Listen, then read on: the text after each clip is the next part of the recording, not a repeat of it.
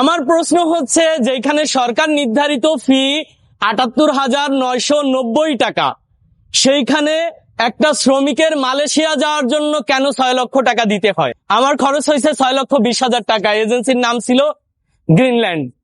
প্রবাসী শ্রমিকদের নিয়ে কাজ করা একটা সংগঠন। প্রবাসে শ্রমিকদের বিপদে আপদে সবসময় হচ্ছে এই একটা সংগঠন কাজ করে, সেটা হচ্ছে MWN, মাইগ্রেন্ট ওয়েলফেয়ার নেটওয়ার্ক। এখন আমাদের মাইগ্রেন্ট ওয়েলফেয়ার নেটওয়ার্ক থেকে সিন্ডিকেট মুক্ত মালয়েশিয়া শ্রমবাজারের যেই মানববন্ধন, আমাদের দাবি ছিল হচ্ছে একচাটিয়া যে নিয়ন্ত্রণ 25টা এজেন্সিকে মালয়েশিয়া শ্রমিক নিয়োগের জন্য যেই চয়েস করা হয়েছে বা দায়িত্ব দেওয়া হয়েছে, আমরা সবাই কতটুকু জানি বা আপনারা জানেন কিনা এটা তো দিনের আলোর মতো স্পষ্ট।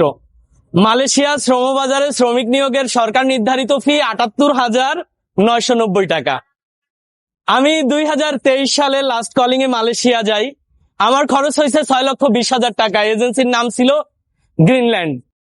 আজকে গ্রিনল্যান্ড নাই, হয়তো নামে অন্য কোনো নামে তারা আবার নতুন করে মালয়েশিয়া শ্রমিক নিয়োগ করতেছে।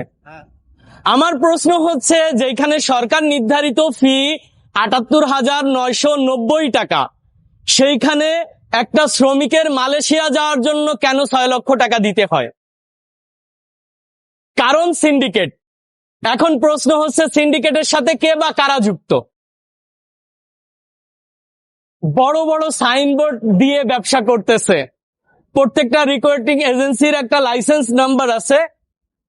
তারা, আপনি যখন মালয়েশিয়াতে নিয়োগ হচ্ছে, নিয়োগ করার সময় ফ্লাইটের আগে রুমের মধ্যে বসায় ভিডিও নিচ্ছে যে বলেন আমরা ৭৮,৯৯০ টাকা দিয়ে মালয়েশিয়া যাচ্ছি।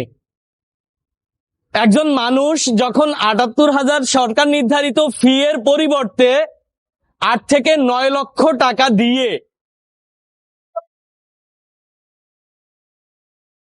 মালয়েশিয়াতে যাচ্ছে, ওই ব্যক্তি এই টাকাটা কিভাবে ম্যানেজ করতেছে? হয়তো জমি বিক্রি করে, না হলে ঋণের টাকা। সিন্ডিকেটের সাথে কারা যুক্ত? সিন্ডিকেটের টাকা সবাই খায়, সব জায়গায় যায় সিন্ডিকেটের টাকা। মন্ত্রণালয় থেকে শুরু করে, মন্ত্রী এমপি থেকে শুরু করে সবাই খায়, সব জায়গায় যায়। প্রত্যেকটা রিক্রুটিং এজেন্সির কঠিন নজরদারি ব্যবস্থা করা হোক। আমরা মালয়েশিয়ার শ্রমবাজার সিন্ডিকেট মুক্ত চাচ্ছি। MWN এর পক্ষ থেকে আমরা মাননীয় প্রধানমন্ত্রী জনাব তারেক রহমানের কাছে দাবি করতেছি যে সরকার নির্ধারিত ফি এ মালয়েশিয়ার শ্রমবাজার উন্মুক্ত করা হোক। আর